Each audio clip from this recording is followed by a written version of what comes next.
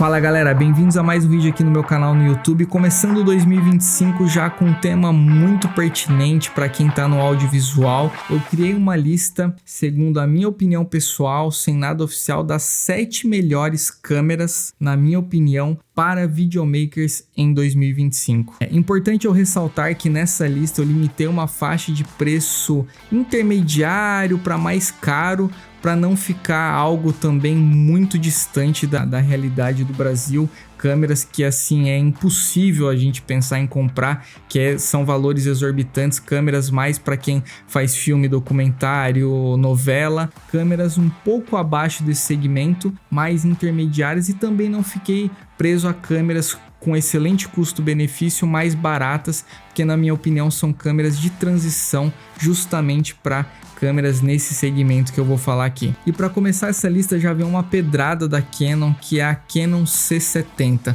uma câmera extraordinária. Eu tive a oportunidade de testá-la, de filmar durante vários dias em vários projetos e várias condições, uma câmera que me surpreendeu muito, uma câmera de entrada para o mundo do cinema, para as câmeras da linha de cinema da Canon, que você continua tendo cores impressionantes, né? Então a cor ali dela é o ponto mais forte dessa câmera. Você vai ter um dynamic range muito melhor que as câmeras mais baratas, sem ser da linha de cinema da Canon, já com 16 stops de faixa dinâmica. E também um ponto que me agradou muito são os NDs embutidos, então isso facilita muito no dia a dia de filmagem. E para mim os pontos negativos dessa câmera, o primeiro ponto negativo é que ela não é full frame. A questão de não ser full frame não engloba só a questão de quantidade de detalhes, de imagem em si só, mas a questão também das lentes que atrapalha um pouco. Então, por exemplo, você tem uma C70 e você compra uma lente, uma 24-70, dentro da câmera que não é full frame, ele vai ser diferente o range de milimetragem, vai ser o 24mm, vai ser, sei lá, um 35, 37, 40mm, que não é tão aberta assim. Então já é uma lente que fica um pouco restrita para essa câmera.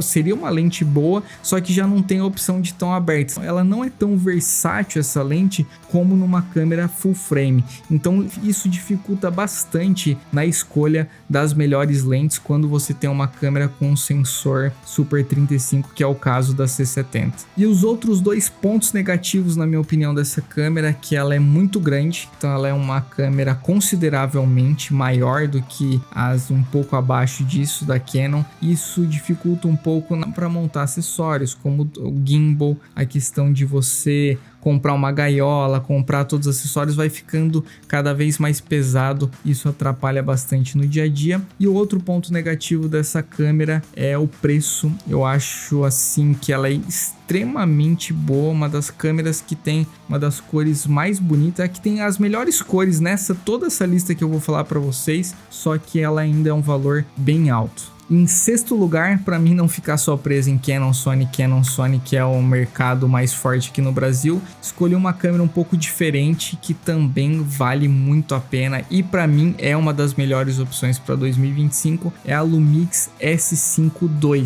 É uma câmera que tem um excelente custo-benefício em termos de qualidade de imagem. O autofoco dela veio muito melhor do que os modelos anteriores, então é um ponto mais forte dessa câmera, e filmar internamente em 6K também é um ponto muito positivo. Então os pontos negativos dessa Lumix, em primeiro lugar, é o crop no 4K 60 fps. Eu utilizo bastante 4K 60 no dia a dia, e você ter uma câmera que tem um crop considerável, que vira um Super 35, 1.5 vezes de crop, é algo bem relevante. Você tem opções no mercado que na mesma faixa de preço não vai ter esse crop no 4K 60, é algo que na minha opinião é bem pertinente. Outro ponto negativo da Lumix é a questão de popularidade. Então, se você trabalha como freelancer, vai ser mais difícil de arrumar trabalhos por você não ter uma Sony, por você não ter uma Canon, você não ter câmeras igual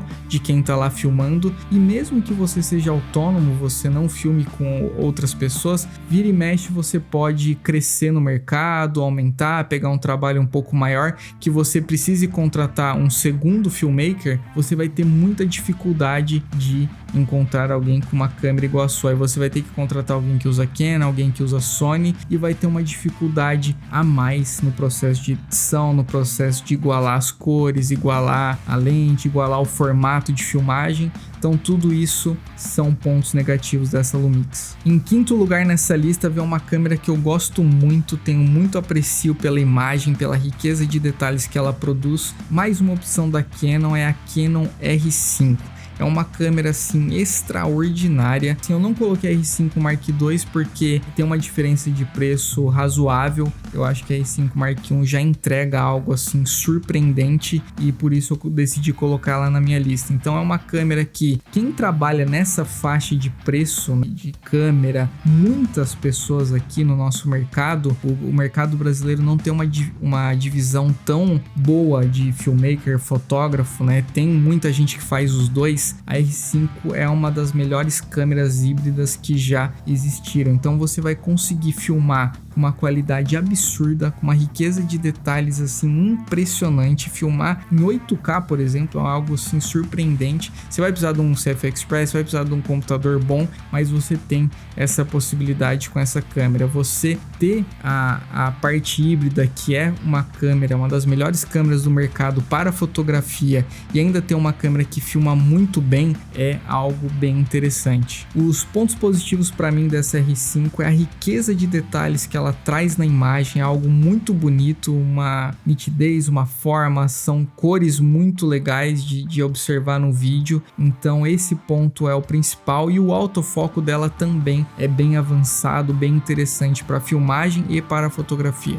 Falando dos pontos negativos dessa câmera, eu acho que o principal é a questão de baixa luz. Então você filmar com ISOs elevados, pelo fato dela não ter base nativa de ISO e ter bastante megapixel, uma imagem com ISO mais elevado vai te trazer bastante ruído. A gente sabe que no mercado brasileiro muitas pessoas filmam eventos, filmam casamento, então isso já começa a trazer um pouco de problema em baixa iluminação. Mesmo eu, por exemplo, que filmo carro muitas vezes durante o dia, na maioria das vezes durante o dia, às vezes eu vou filmar a parte interna do carro, eu já tenho que subir bastante o ISO, então isso começa a aparecer um ruído indesejável. Então acho que esse é o ponto mais negativo dessa câmera. Em quarto lugar na minha lista eu coloco uma das câmeras mais lendárias, que assim, pelo menos os gringos, é uma das favoritas deles no mercado, uma câmera extraordinária. Já filmei várias vezes com ela e assim, eu acredito ser uma das melhores opções também para 2025, que é a Sony FX3. Os principais pontos positivos dessa câmera é a capacidade lendária em filmagem em baixa luz, sem ruído, com base nativo de ISO em 12.800, garante uma imagem praticamente em qualquer lugar, assim você consegue uma imagem sem ruído,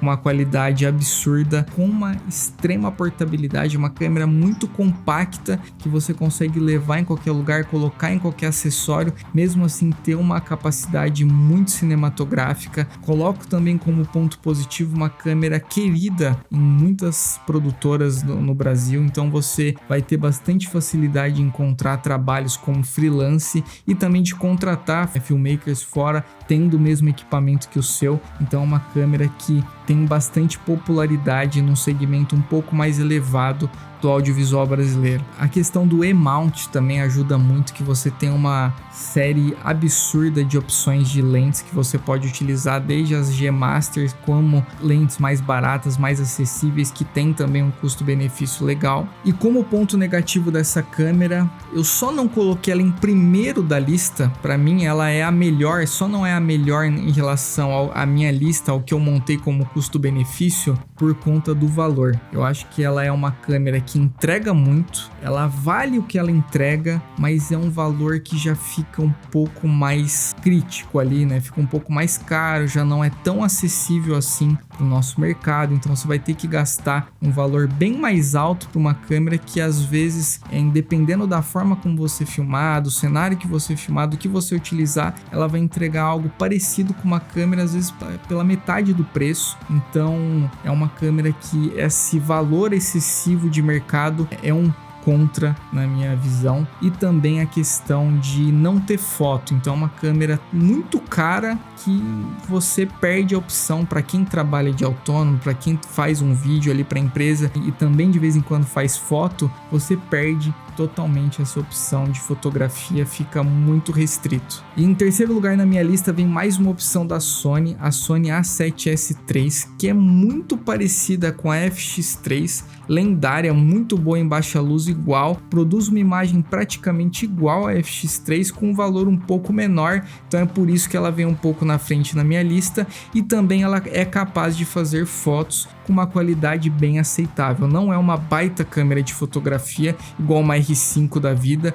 igual uma A7 IV da vida, mas você com 12 megapixels ali dela, você consegue fazer uma foto aceitável, consegue ter um vídeo de altíssima qualidade, então ela se torna uma câmera quase perfeita para aquele cara que é focado em vídeo, faz mais vídeo e de vez em quando precisa ali de uma câmera para fazer uma foto, que seja uma foto capa de mais qualidade. É uma câmera extremamente boa. Como desvantagem, eu coloco algumas diferenças que ela tem da FX3, como ela não tem o corpo, não tem um menu de cinema da Sony, que pode limitar em algumas situações, e ela tende a ter uma facilidade a mais de esquentar, pelo menos relatos, né, que eu vejo, que ela, em comparação à FX3, ela tem uma tendência a mais de esquentar, o que pode ser um problema no dia a dia de gravação.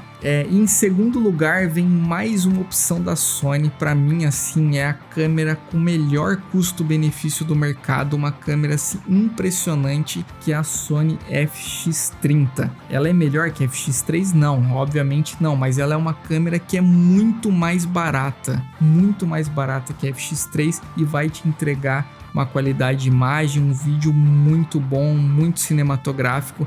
Então, para mim, é a câmera para quem faz só vídeo. Essa é a melhor opção de câmera no mercado, custo-benefício.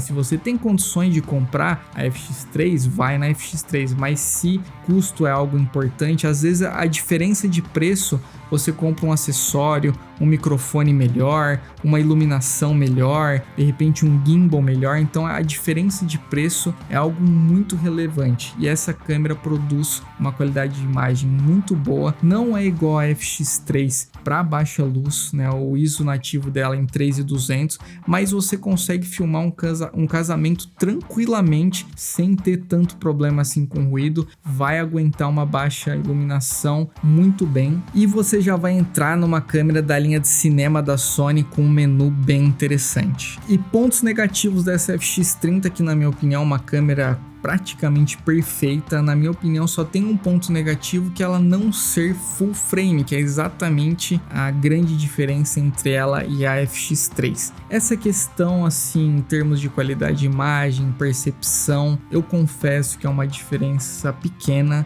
é difícil de perceber, mas existe. A questão de aguentar uma super baixa luz também é diferente. O sensor full frame, o ISO nativo em 12800 da FX3 vai ser superior a essa FX30, e a questão que eu falei da C70, a questão das lentes. Então você tem muitas opções por conta do seu E-mount, e isso até facilita você gastar menos. Você consegue comprar excelentes opções de lente com custo-benefício melhor, porém te limita quando você vai comprar as lentes G-Master, alguma lente mais comum do mercado ali de alta qualidade, fica um pouco mais chato essa questão do crop, então você tem que observar bastante isso na hora de comprar as lentes, que pode ser até um benefício para quem quer economizar na compra, no investimento de lente. E em primeiríssimo lugar nessa minha lista, na minha opinião, escolhi 3 Sonys e agora a segunda da Canon, e na minha opinião ela é sim a melhor câmera custo-benefício atual do mercado, que é a R6 Mark II. Essa câmera, para mim, ela é a FX30. Então a FX30, que é a segunda da lista, ela entrega uma qualidade muito parecida, se não superior, pelo menos em boa iluminação, na minha opinião é superior, principalmente em cor. A R6 Mark II tem uma coloração melhor, alcance dinâmico muito parecido com a FX30, só que ela faz foto e ela é full frame. Então é uma câmera que empata com a FX30 em vídeo, só que ela faz foto e faz muito bem foto. Por exemplo, com a A7S III, ela vai fazer uma foto com o dobro de resolução. Uma excelente câmera para fotografia e uma câmera excelente para vídeo, que fica muito parecida com a FX30, inclusive em baixa luz, né? Filmei alguns casamentos que eu tava com uma R6 Mark II e eu contratei videomakers que estavam utilizando a FX30 e filmando em baixa luz, mesmo a R6 Mark II não tendo o ISO base nativo, ela vai muito bem à noite, diferente da R5 Mark II e da R5 que tem um pouquinho de ruído a mais por conta de toda a resolução. Ela fica num range ali bem legal de megapixel e ela opera obviamente melhor em baixa luz que essas câmeras, mesmo sendo mais barata. Então ela vai ter uma performance melhor e é mais barata em baixa luz que essas opções mais caras da Canon, e você tem uma câmera extraordinária. Porém, eu acho que para o cara que faz só vídeo, eu trabalho exclusivamente com vídeo, não faço foto, eu acho que a FX30 fica um pouco acima, porque é um pouco mais barata, você tem mais opções E-mount, você tem já o perfil Cinema Line da Sony, é mais fácil de arrumar trabalho como freelancer que a R6 Mark II, então ela é mais acessível para as produtoras, porque muitas produtoras utilizam a FX3, fica mais fácil deles contratarem alguém que tem uma FX30 do que alguém que tem uma R6 Mark II, por exemplo. Então só exclusivamente para vídeo eu colocaria na minha lista a FX30 como primeiro lugar, mas como a gente sabe que muitos filmmakers também trabalham com foto, essa questão de ter uma câmera que faz os dois e faz muito bem os dois, eu na minha lista eu coloco a R6 Mark II. E mais um ponto positivo da R6 Mark II é a possibilidade de filmar com sensor full frame em 4K 60 fps com zero crop.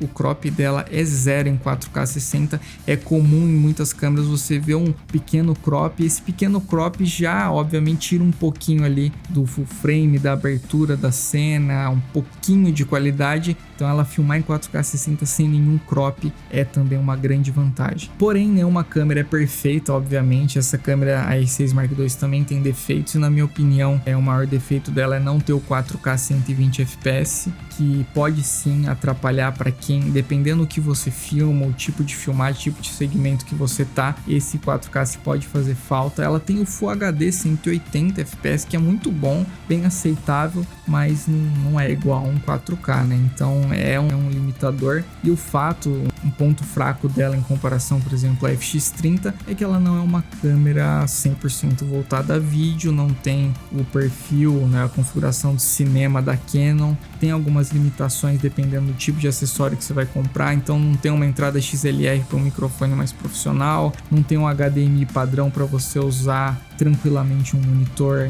junto. Então, dependendo de como você vai crescendo, do que você vai colocando nessa câmera, ela pode ficar um pouco limitada. Então é isso, galera, não existe câmera perfeita, essa lista é baseada exclusivamente na minha opinião pessoal. Se você quer aprender mais de equipamento, mais sobre filmagem, captação, edição de vídeo, eu tenho um curso aqui disponível. Tenho também meu pacote de LUTs, meu pacote de SFX Sound Effects, que é muito legal. Tá tudo aqui embaixo no link da descrição. Vou deixar também o link de todas as câmeras que eu citei aqui para quem quiser pesquisar, se aprofundar um pouco mais, saber questão de valor. E é isso aí, galera. Muito obrigado e até o próximo vídeo.